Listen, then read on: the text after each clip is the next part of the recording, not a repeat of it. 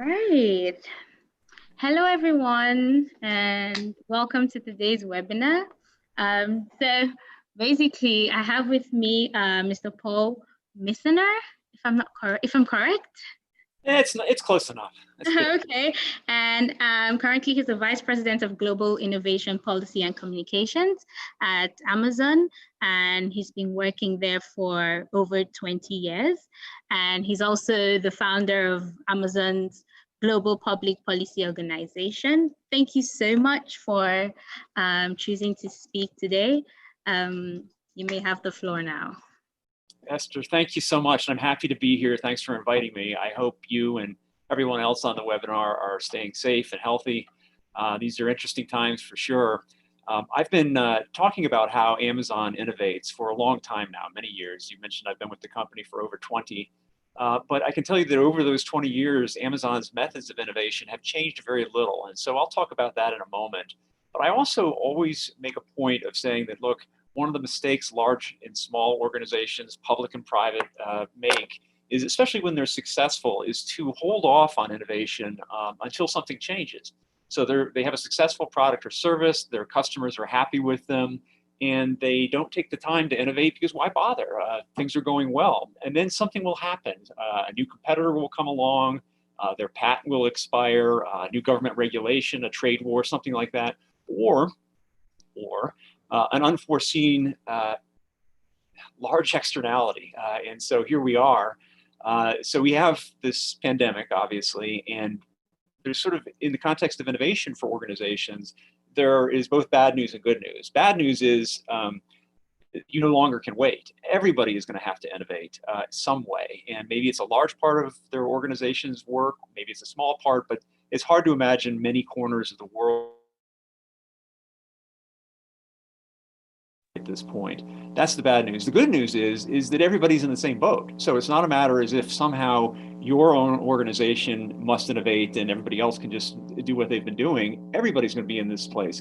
So the real challenge now is to figure out how to do it. How do you innovate? What will you do? Amazon, of course, itself has had to innovate over the past couple of months, and really all parts of our business, we're thinking about things differently. And we've emphasized two places in particular. One is worker safety, and the other is the supply chain for our physical products. And so for worker safety, for the first half of this year, we're going to spend over $800 million on safety initiatives. We've developed 150 new procedures, processes inside the facilities of Amazon to ensure that we have appropriate social distancing and disinfecting and temperature checks. All these things are designed to protect worker safety. On the supply chain side, we always are looking at the demand side of the equation, what our customers want to buy. We've been doing this obviously for many years. There's lots of forecasting that goes into that. Some of it's seasonal, some of it's trends like fashion changes, those sorts of things. But here, no one saw this coming, right? So suddenly we've made the decision to prioritize high priority household and medical items. And that required a change internally to Amazon, and it wasn't easy.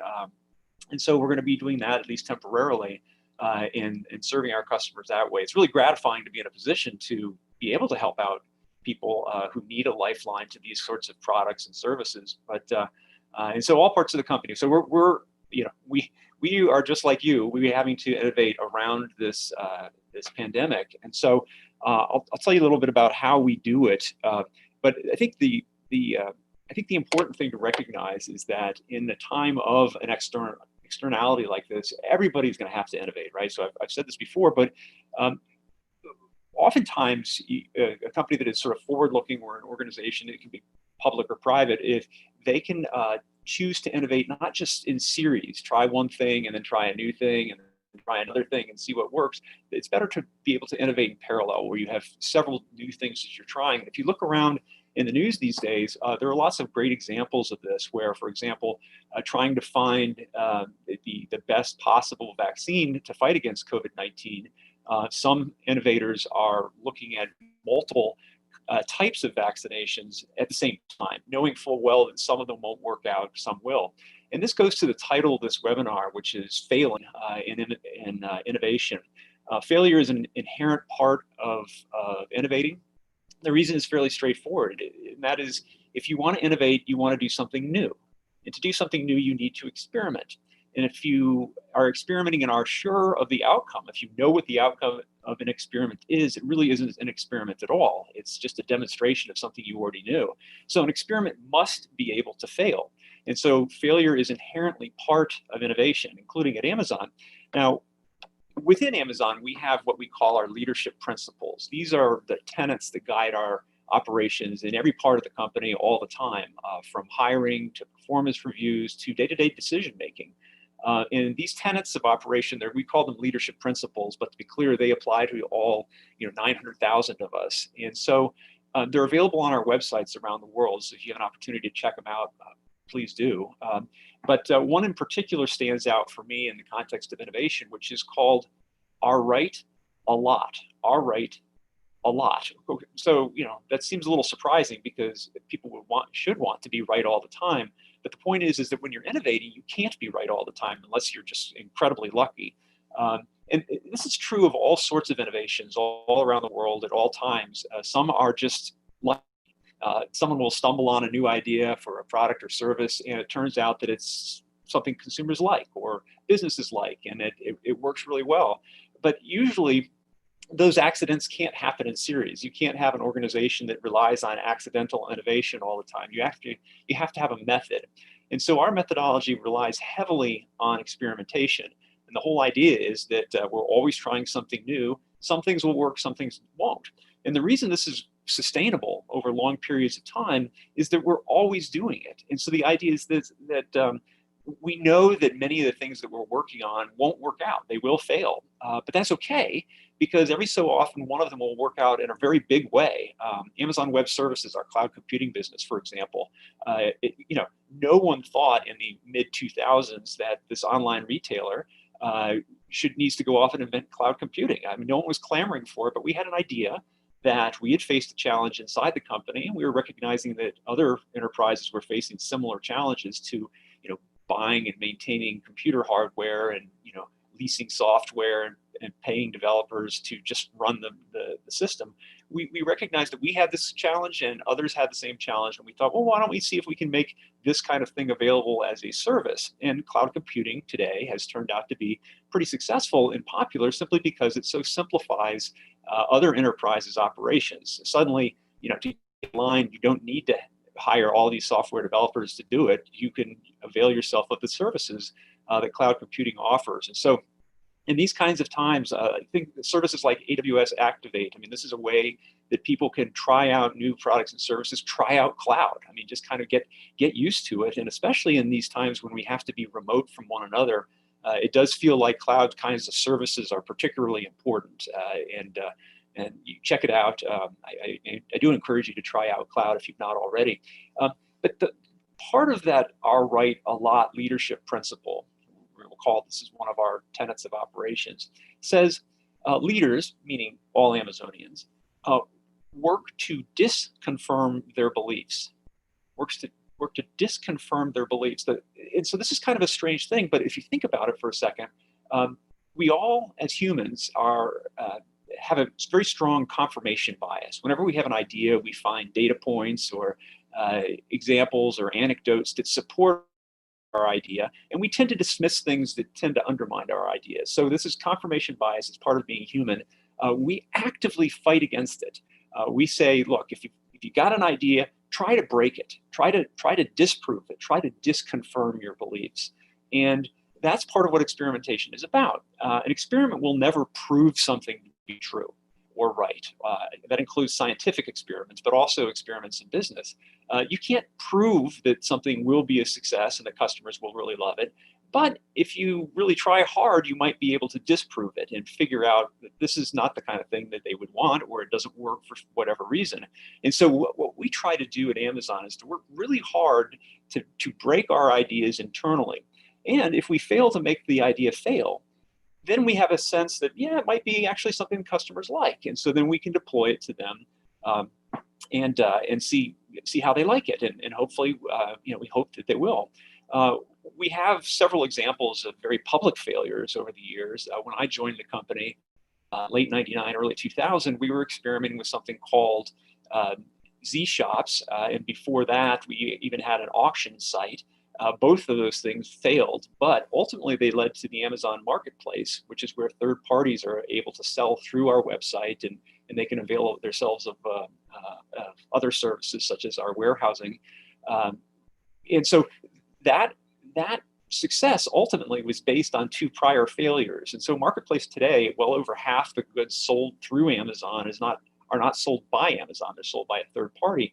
And so that has proven to be very successful, both to these new seller customers, but also to consumers who see a greater selection on our websites, and they also are able to take advantage of the price competition that occurs right there on our sites.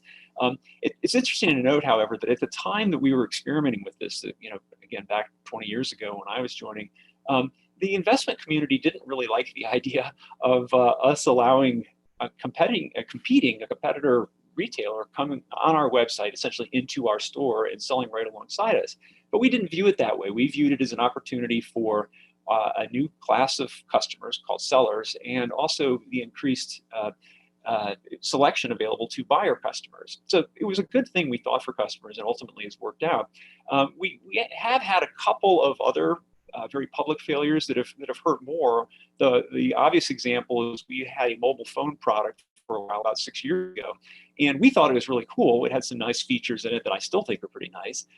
But when we released the phone, our customers just really didn't like it for a variety of reasons, and so it failed, and we ended up taking a fairly large expense on it. I think it was $170 million, something like that.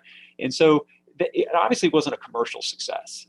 But there are a couple things to note about it. The reason it was particularly painful for especially the old-time Amazonians, but those of us inside the company, is because this was one of those rare failures that got out to customers. We want to make our things fail in private, not because we're embarrassed of them, mind you. I'm telling you about them. We're failing all the time. Like, Jeff takes credit for something like $1 billion worth of failure, and I'm sure that's true. Here's the thing. Most of those failures fail when customers aren't impacted by them. They don't see the failures, they don't experience them. And so that's why the Fire Phone example hurt. Now, the good news is the teams that worked on the Fire Phone took a lot of learnings over into the Echo family of voice assistant devices. And so we learned a lot. It was frustrating that the failure got out to customers. There's one success story that could have been a failure that we weren't really confident in. We didn't know how it was going to turn out, and that's Amazon Prime. And if you've not heard of this, it's an annual subscription service where initially you could get free 2-day shipping on millions of items. Now there are lots of other benefits to a Prime membership, but when we launched it, we knew that customers would like it. What we didn't know is whether it would be financially sustainable for us and them as a result. And in the early years, we just, it wasn't something we could prove to ourselves. We could not really conduct an internal experiment on this particular product. And ultimately, we introduced it anyway, thinking that, well, we know customers are going to love this thing. We just don't know if we can sustain it because it's expensive. It involves paying a lot of money out to shippers to cover that free shipping. And so that was money that wasn't being invested. It was more like money just going out the door.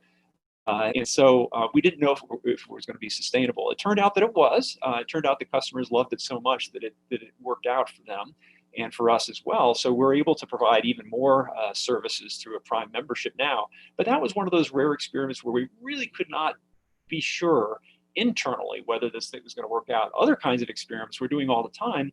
And as I say, we're trying to make them fail internally. Now, all of this experimentation at Amazon is not academic. Academic experimentation is fine. I'm a science guy, so I appreciate the value of scientific experimentation, even if it's relatively academic. But at Amazon, it's all very focused. It goes to the first and foremost of our leadership principles, which is customer obsession. We always think about what customers would want, some new product, some new service, something that could be better than it is today, something that doesn't exist today. We imagine what the customer will want, and then from that end point, that goal, we work backwards to today. And we even go through the exercise.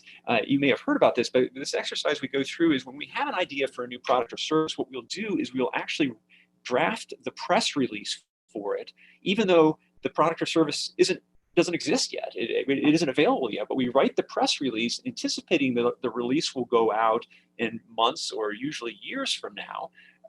And we'll write it today, however. And what this does for you, first of all, it commits you to the idea. So you have written it down, and it serves as a written goal for what you want to achieve on behalf of customers. Second, because it is a press release, you've written it in customer language. So you're not explaining the how you do it, you're explaining the what it is for them, what's in it for them. And I always like to envision a circumstance for, everyone has a bank, for example. Think of the bank, and you are interacting with the bank through a mobile app or through a branch office, however you're doing it.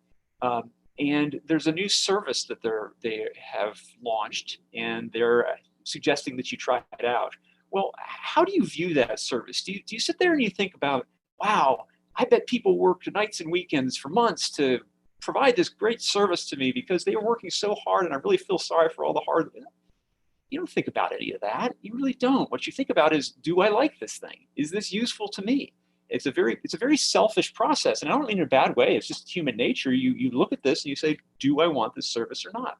And so by writing a press release for a product or service that will be available in the future, what we're doing is we're trying to envision whether our customers will like it, and how would we explain it to her.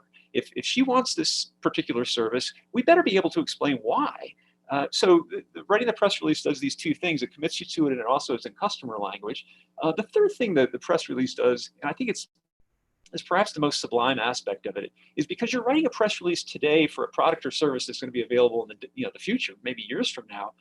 You're admitting that you can't do it today. It's not available. It's sort of impossible today. And so what we have to do is envision that endpoint and work backwards from it, inventing all the things that we need to make this product or service a reality.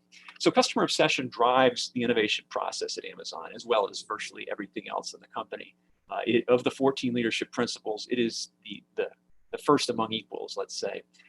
Another aspect of being an Amazonian is the invention process. We were always trying to invent, and this is kind of surprising to some people, that we don't have a set of individuals in our company who are the designated inventors, right? They belong in some special laboratory somewhere, and they invent everything, and all the rest of us go off and implement it or move it around.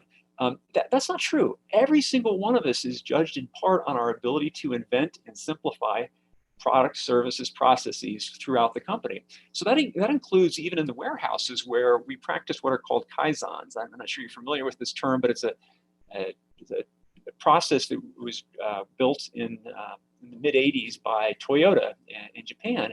And the whole idea of a kaizen is to continuously look for very small incremental improvements that can be made to a process or a product or service, and always striving just to make it a little bit better. This is particularly important for an enterprise that's relatively large like Amazon, where if we improve one area for our customers in one geography, no matter where in the world, they can be implemented elsewhere in the world to make it better for customers globally.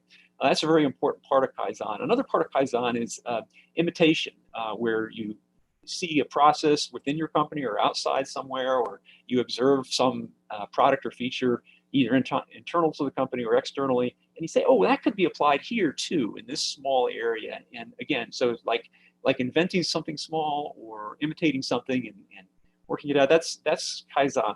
The innovation that I'm talking about more broadly, however, is a bigger thing than that. It's more like, large step forward kinds of innovations. And we've had our share of, we'd like to think of ones that have worked for customers over the years, but these are all based on experiments, right? We're always trying new things. And as a result, as I mentioned before, we are always failing. Now, it may be surprising for a technology company, but perhaps not for a company that was initially, an online bookseller, is that we rely heavily on the written word to consider new ideas within the company. So anytime an Amazonian has an idea for a new product or service, she's required to write it down in a prose narrative And then that prose narrative is presented to the decision makers, and the decision makers can sit around the table and read this document for, say, half an hour, and then discuss it for half an hour. And it turns out it's extremely efficient to do things this way. This is something that at first, you know, an inventor or someone who has a great idea within the company might not want to spend a weekend or two having to write prose as opposed to bullet points. But we actually ban bullet points in the context of decision making at Amazon. The whole reason is because bullet points are not, they don't require you to have well thought out ideas. You know, an indefinite idea in a bullet point, and hopefully it sounds smart and people like it. But that, you can't do that with a prose narrative. If you have to work in paragraphs and sentences and sections, that forces you to really think out your ideas in advance. And it turns out that it's actually very good for the proponent of a new idea for a product or service, because the proponent of the idea will need to think out in advance of the meeting with the boss, you know, what this is all about, and be able to explain in advance to the boss what this is, as opposed to be caught unaware during a meeting. So it turns out that just a simple decision-making process like that is extremely helpful to innovation. And, you know, frankly, anybody can do this within or without Amazon. Another aspect of the decision-making process at Amazon is we take it upon ourselves to decide right from the very beginning whether a decision we're making is either a one-way door or a two-way door. And you get the metaphor, I assume. It basically means if you have a one-way door sort of circumstance, that means that if you take this decision, it's really hard, if not impossible, to untake it. And a trap that a lot of older organizations and maybe more large bureaucratic organizations fall into is to consider every single decision as if it were a one-way door. And therefore, they spend a whole lot of time, a lot of valuable time just trying to just make this decision with the assumption, correct or not, that they couldn't just simply untake it if it turned out not to be a good decision. Well, in an organization as large as Amazon, and I would suggest in most organizations around the world, most decisions aren't one-way doors. They are two-way doors. And so the key there is to make decisions quickly, knowing full well that if it turns out not to be a great decision, you can course correct or just simply undecide it, walk it back and stop doing it. And again, this is the kind of a mechanism within Amazon that helps guide our experimentation and thereby our innovation. So in this moment in history where everybody is being forced to innovate, I really would encourage you to try to think about how you are doing it, but also just to start doing it, and to work on things in parallel as opposed to seeing if each thing works out and then doing the next thing and the next thing, and also to recognize that, hey, you're not going to have perfect information. Nobody does at this point, right? Anybody who tells you they know exactly what's going to happen in September is, well, probably not right. They may guess it or something, but I mean, the fact of the matter is we're all in a period of ignorance. And during this period of ignorance, we just have to experiment a lot to find innovative solutions to all the challenges that are facing us. And it's kind of cool to be at a point in time where you're not only, and I don't mean just Amazon, I mean all of us, we are in a position where we can do cool things that will benefit not just our organizations, but potentially a large number of people as fellow humans. And so I think it's very gratifying to be able to think that, some of the things that will be invented and innovated over this, however long this lasts, months, years, will actually be directly impactful to so many people around the world. And so I encourage you that despite how scary these times are, there are real opportunities here to do great things. And I hope you'll consider some of these things. Now, one of the other leadership principles that I think is particularly important is a bit prosaic. It's called deliver results. And the idea is that, ultimately after all your experimentation, all your innovation, all your inventing and simplification, all being right a lot, to actually get a product out or a service out to customers is all they are going to care about. Because if you've done all this stuff and you don't deliver the results, well, then it's just an academic exercise. You've done a lot of great thinking, but you've not actually delivered to fellow humans. And so in that process, the deliver results thing is is crucially important, and it can't. So that requires operational excellence, right? So you actually have to do things well to get them out to your customers, whoever they are, or citizens if you're a public sector agency. And so delivering results. One example I already mentioned was AWS. This is our Amazon Web Services, our cloud computing business. We wanted to get that out to our customers and let them try this. Did we release the entire suite of current AWS services right from the start? No, we couldn't have done that. We started out with basically storage and then computation, and there was some of the more famous and old line of the AWS services were launched early on, but we didn't have the entire suite of all the products and services right from the start. And the point here is that if you can help your customers incrementally, even sort of in smaller steps at the beginning, that's what matters to them ultimately. And if we just said, well, we're going to delay launching AWS for 15 years while we invent all these great services that now exist, it wouldn't have been good for customers. They've gotten a lot of benefit out of it over the years. Another one that comes to mind, it seems to me, is a case where in the mid-2000s, we developed and then in 2007 released a new product called the Kindle. This was an electronic book reader, and you may have them today, and I have many of them from over the years.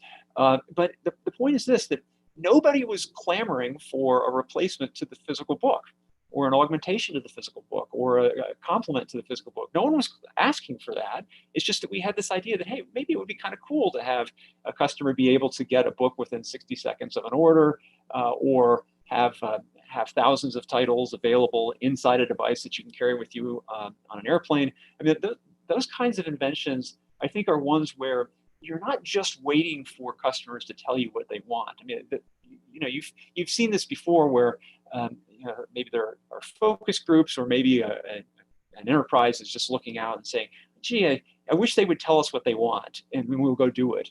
Well, sometimes they can't imagine that. They should be off inventing things for their customers and focusing on what differentiates their business or their personal lives. We wanted to be in a spot where we said, look, we can envision this thing that they haven't even thought of, and think about the voice assistant. I mean, there are plenty of examples in Amazon and elsewhere around the world where people have envisioned something that the vast majority of customers or citizens had not envisioned or weren't clamoring for. So you can't just be passive about responding to customer requests. Now, it turns out that, for example, with our cloud computing business, we rely heavily on feedback from our customers, which tend to be larger organizations, enterprises, or developers, startups, who are sophisticated and are able to give us feedback. And one of the biggest customers of AWS is Amazon. Amazon decided that Amazon, the big company, would avail ourselves of the tools that AWS provides to others. And so it's a very symbiotic relationship in which Amazon can be very vocal to AWS about what products and services Amazon wants. But then when AWS develops them for Amazon, it immediately makes them available to everybody else. And so it works out well for everyone. It's a really strong ecosystem. And so as a customer of AWS, Amazon is able to have conversations with AWS, as other AWS customers do, and provide feedback and seek new products and services as appropriate. But you got to recognize that kind of relationship is sort of a technical level, and it's with very sophisticated users, as opposed to consumers sometimes who wouldn't be able to envision an e-reader or a voice assistant. So there's one other hard thing to get over, and I think it's probably pretty implicit, at least in what I've been saying already, and that is a willingness to fail. Part of the reason we have this culture of willing to fail in the context of innovation is that it's clear that it's part of being an Amazonian, that if you've worked on a new project for a product or service that you thought was going to be really good for customers, and a year later it turned out the thing failed, nobody's going to be mad at you or think less of you, because everybody knows that's what you were doing. You were trying to get something out to customers that you thought that they would like, and it didn't work out. That's okay. So it's really important for leaders of organizations to communicate to the rest of the team in an organization that failure like this is okay. And in fact, at some level, it's expected. If someone at Amazon has never failed at anything, well, they haven't been trying hard enough for customers. They haven't been experimenting hard enough for customers. And it's, it's kind of an obvious thing, but there is a role here for leadership of organizations to make it clear that if they really want experimentation, they have to mean it. And that means that they have to be willing to accept failure and not punish failure. That's a big part of innovation, it seems to me.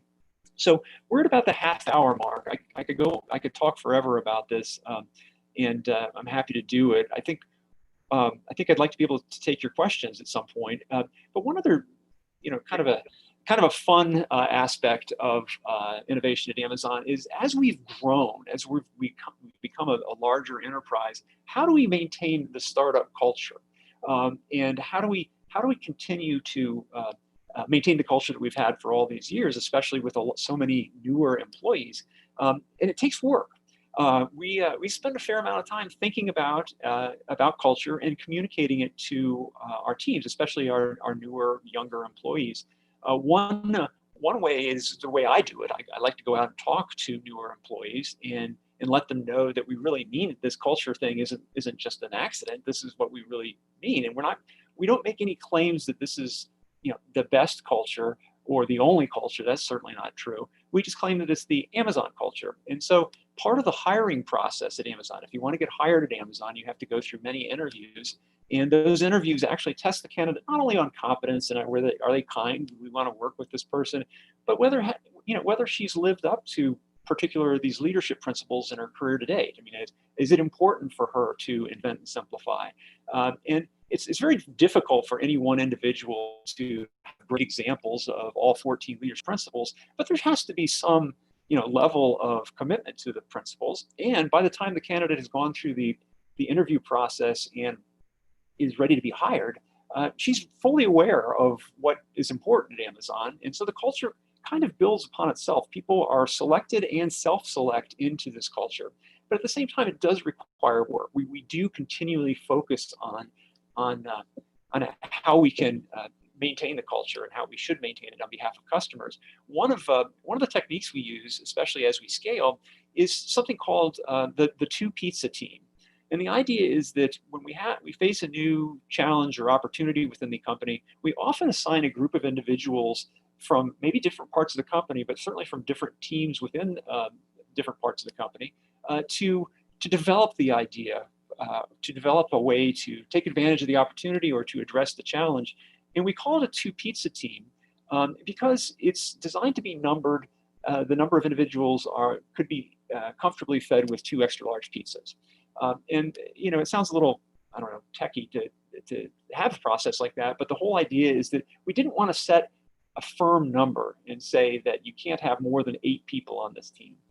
That doesn't make sense. And you wouldn't want to have, just 3 people on the team because that's way too much pizza. And see, the range of the number of people working on it is a little bit amorphous. But the point is that what happens if this team is working along and they have 7 members already and they've got this challenge and it needs to be addressed with machine learning expertise.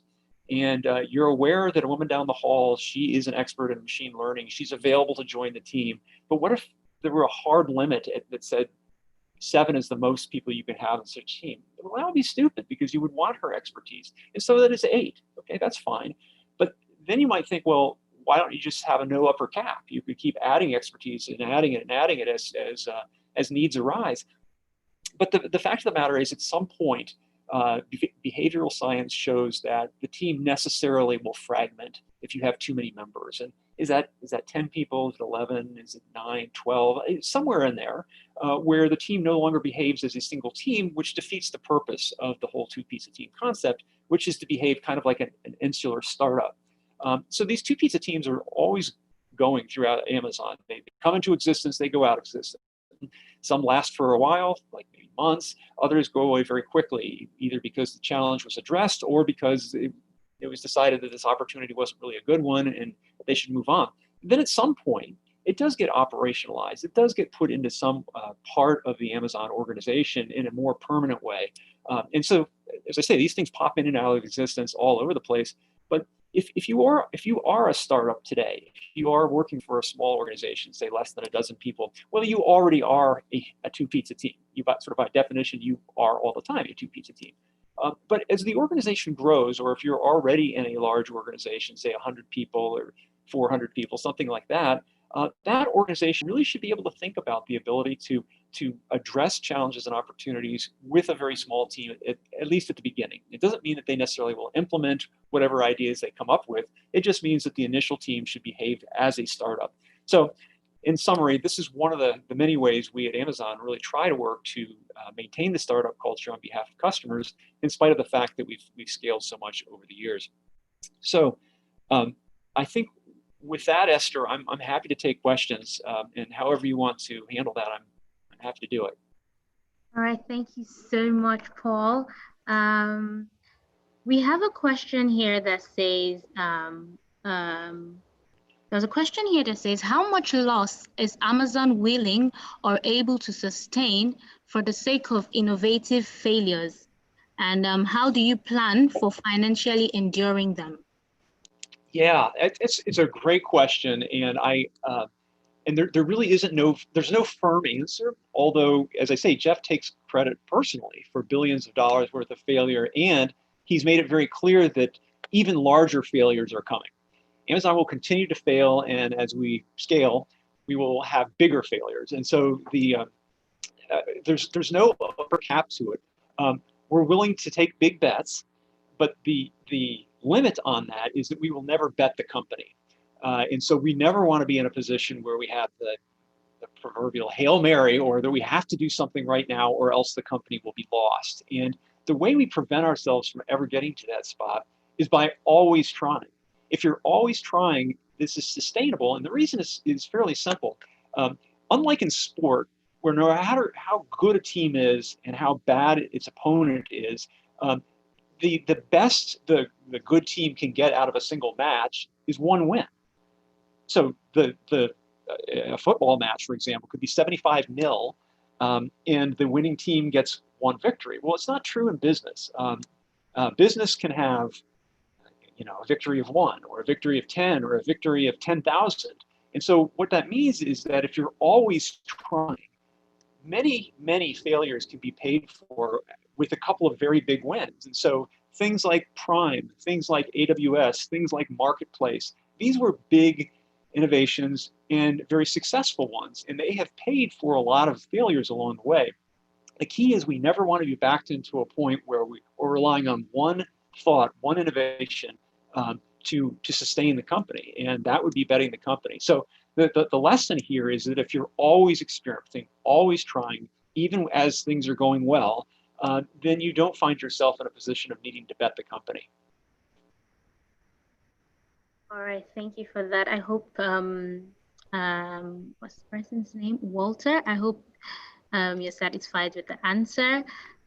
We have another one from Adi. It says, how do you train your employees to innovate? Yeah, it's something we spend a lot of time thinking about and doing.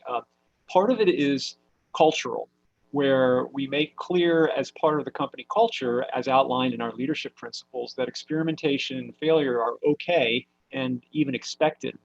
And so if they know that the leadership of the company, all the way up to Jeff, believes that failure is fine in the context of innovation, then they feel empowered to innovate on their own, right? They can figure out new ideas. And that empowerment is super important. I mentioned it before, but it bears repeating, that if the leadership of an organization makes clear to the team that it's okay to try things, and if they don't work out, it's okay. It's not because we're nice guys. I mean, it's not like, oh, you get a participation award because we like you, and so we're not going to get mad at you for failing. It's not that at all. It's like it's a recognition that if we're going to do new, novel, innovative things for customers, we're going to have failures along the way. What we want, though, of course, is to have those failures not affect customers. We want to do them internally. Another part of that one leadership principle that I mentioned earlier, the one that says "all right" a lot, it says that leaders seek diverse opinions. This is to me extremely important, because diversity is not only morally right, not only does it improve the size of the available talent pool, diversity actually is fundamentally important to innovation. If you think about it, if innovating requires experimentation, and you want to do the experimentation such that the failures don't get out to customers, so you're working to disconfirm your beliefs, how hard is it to disconfirm your beliefs by yourself? That's hard to do because your whole belief system is inside of you. If you are surrounded by people who went to the same school as you, who think like you, who look like you, then it's going to be much harder to disconfirm your beliefs. It's super helpful, and I would argue necessary, to have diversity in the context of innovation because it allows you to better disconfirm your beliefs and ensure that whatever products and services ultimately get out to customers are ones that customers will like. So again, you got to bake that into the culture, and the leadership has to not only buy in, but has to make it known to everybody else that this is important. Thank you so much. There's a question from Monica that says, innovation can be applied in everything. How do you prioritize this? And do you always incline in innovations within the scope of Amazon? Yeah, so there's two questions there. So prioritization of innovations is challenging. And so every single organization, all the way up to major national governments, have limits on resources. And oftentimes it's thought that financial resources is the biggest limit. I don't know. I kind of tend to view software development engineers as being a crucial resource at Amazon. Think of this circumstance. You've got a software development engineer. She's an expert in artificial intelligence. She's been with the company for 6 years, and she's just been on a 2-year project. It was a great success, and she's coming off that project, and she's ready to do something else. Where she gets assigned, what her next project is a huge important choice. If she's assigned to a bad project or to one that doesn't really use her talents, then we've wasted something. We've wasted time. We've wasted her talents. And so deciding priorities and assigning resources to those priorities is really hard. And so we have to do this. And even if we had infinite money, we don't have infinite talent.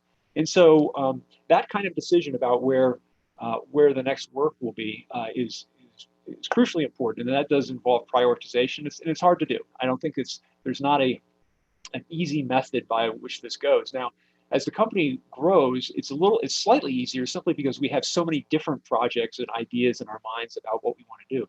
Now, you mentioned the scope of Amazon. There is no limit on the scope of Amazon except for being humble. We don't think just because we've been successful helping customers in one area that we necessarily can do it in all areas. That we don't have that kind of hubris, and that would be very foolish to think that just because we do something well that we can do everything well. That's counterlogical. But at the same time, we're not afraid of trying to do new things, enter new areas, especially when we think we can improve the customer experience somehow. So we have this in our history. When we started off selling books online, what was the novelty there? Well, people have been selling books for millennia. The novelty was we were selling them and doing the transactions online and shipping everything from a remote location. That was the novelty. And then we tried out new products. We started selling music. These were CDs at the time, and we sold VHS tapes. We continually were growing the number of categories of physical goods to be sold. But then we would take a leap. We would do things like invent an e-reader, a Kindle, or we would start selling digital music, or we opened up studios. I mean, you think about, those are very different things. And so, the logistics operations that we're in today, we've leased dozens of wide-body aircraft. That goes well beyond selling books online. And so we believe that if we very humbly look at opportunities where we think we can improve customer experience, we'll try it. We're perfectly willing to do it. The second aspect of this is a willingness to take an expertise that we have and make it available as a service. This is also in our history, where we develop an online platform for selling things, and then we make it available as a service as a marketplace. We develop a logistics capacity for fulfilling customer orders for our retail business, and then we make it available to third parties who don't want to do warehousing and shipping, so fulfillment by Amazon. We have an internal challenge with our computing and storage technology. We figure it out and then we make it available as cloud computing and so on. There are many, many examples of this. And so it's a reasonable exercise for any organization to think about. Think about if you've figured out how to do something really well and you're specializing it, could you actually turn that over as in parallel and make it available as a service to third parties? So that we don't feel constrained in the scope of the company, except to the point of being humble about recognizing where we may or may not have a particular skill set. All right, thank you.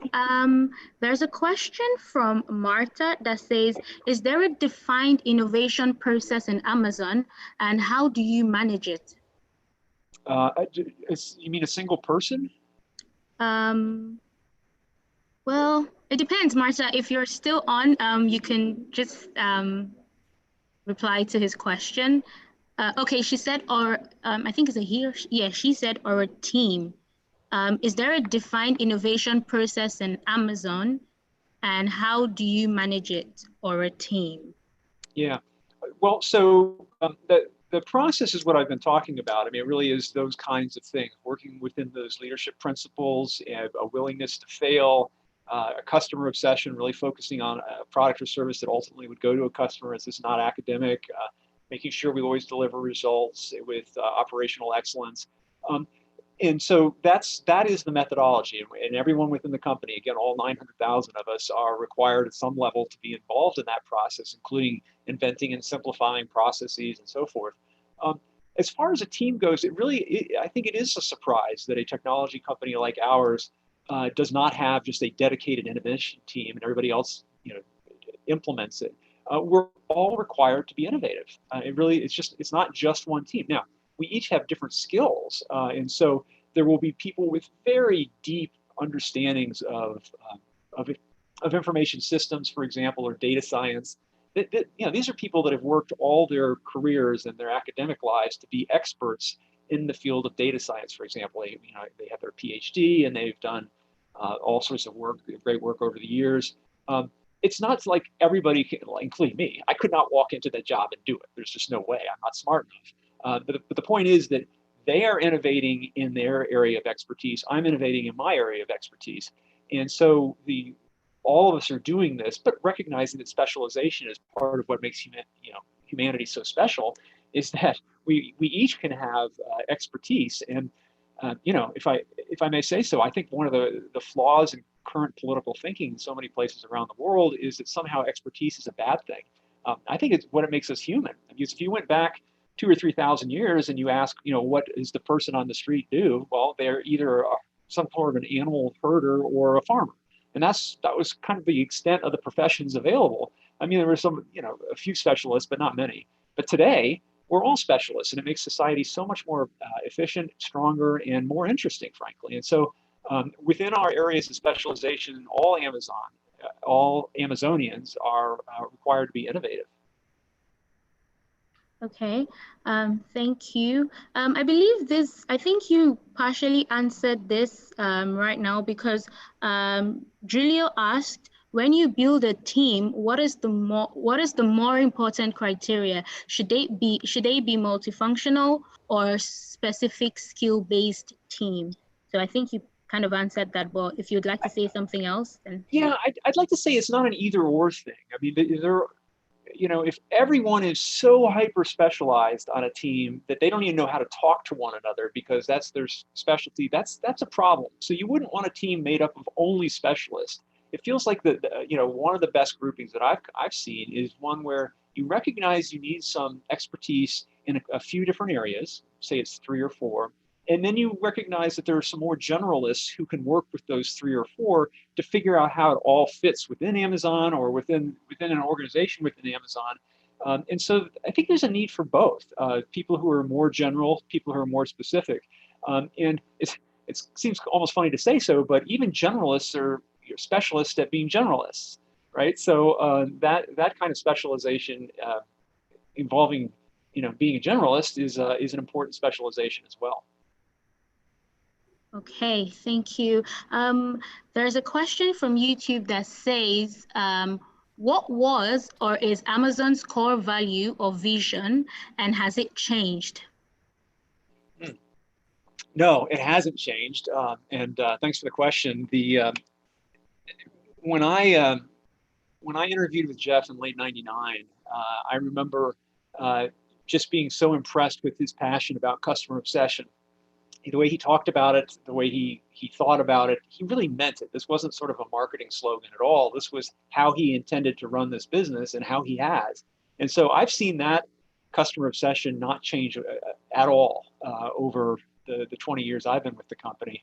And it really does goes to the boss. I mean, the boss recognized that there are different kinds of business models out there. And the one that he wanted to pursue is one that would obsess over customers. And you would never want to say differently. I can't imagine an organization going around advertising the fact that they don't care about their customers. But at the same time, there are levels of reality within an organization. I was so impressed back in '99 with how he really meant it very passionately. And so customer obsession is the focus of the company. In fact, sometimes people will ask, well, what's Amazon going to be doing in 15 or 20 years? And I don't know. I, I really don't have an idea of, all the cool stuff we're doing. In fact, if you took me back 20 years, I would have imagined that we would have in the intervening time invented cloud computing, for example. I mean, it wasn't a thing. It didn't exist, and yet we did. But what I do know is that 5 years, 10 years, 20 years from now, we will be a customer obsessed company, or we won't be Amazon. It just won't. It will be something else if we're not customer obsessed. That's just our nature. Okay, and another question says, what do you attribute Amazon's growth to? Is it to growing satisfaction of customers, of customer needs, or to experimentation and innovation from Amazon? Yeah, I think it's both of those things plus opportunity.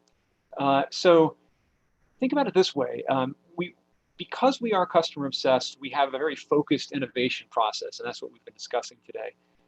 And so it's not an academic innovation thing where we're kind of just thinking up big ideas and for the sake of thinking up big ideas.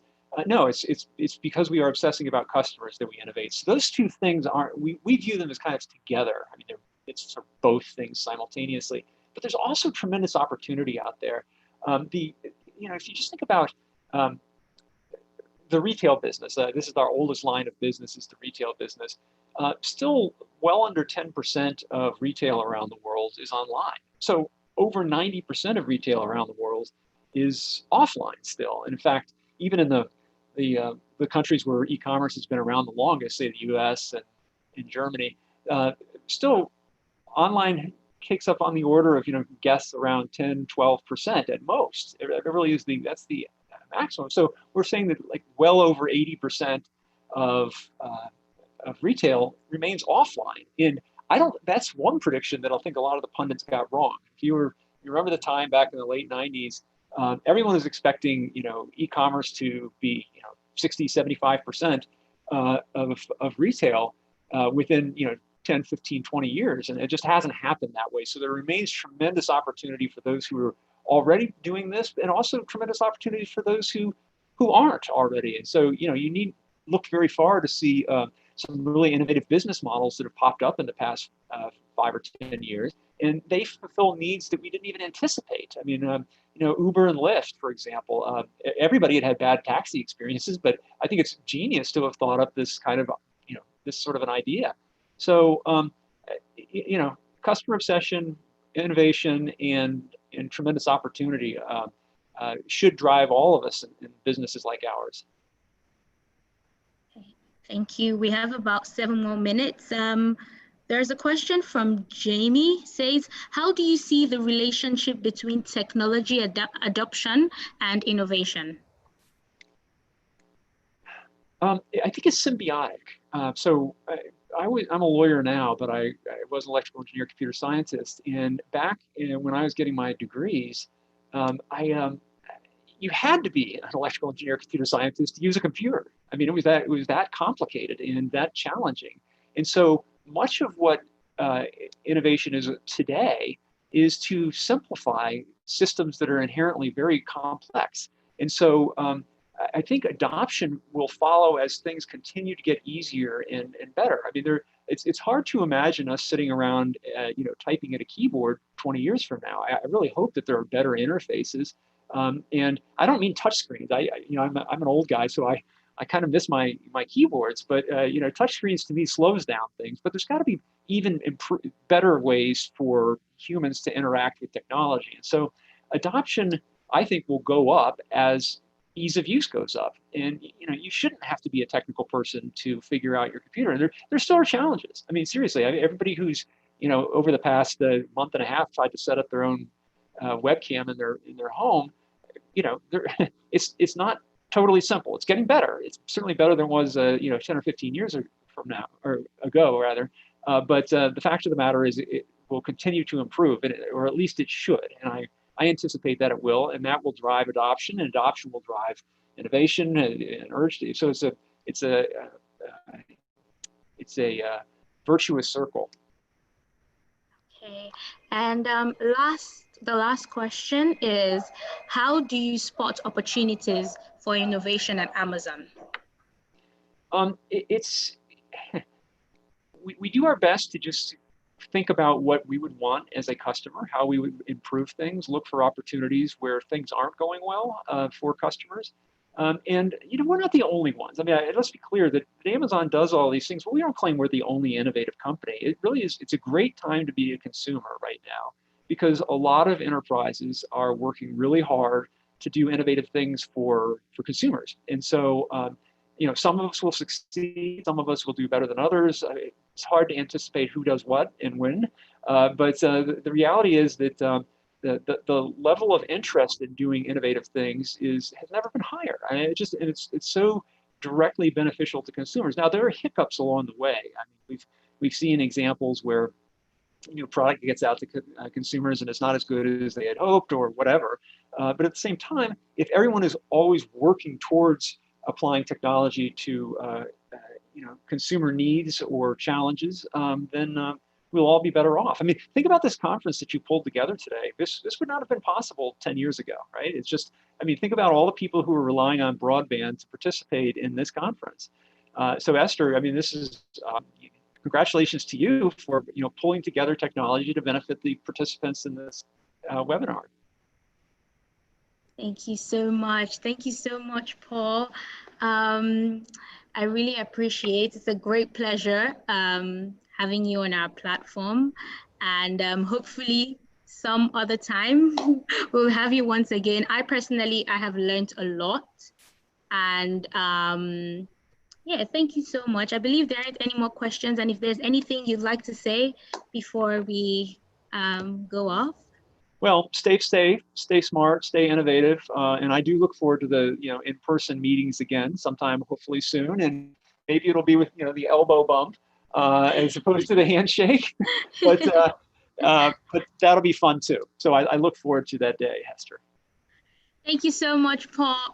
Do enjoy the rest of your day and stay safe. Okay. And thanks to everyone else who joined. Bye, everyone. Bye.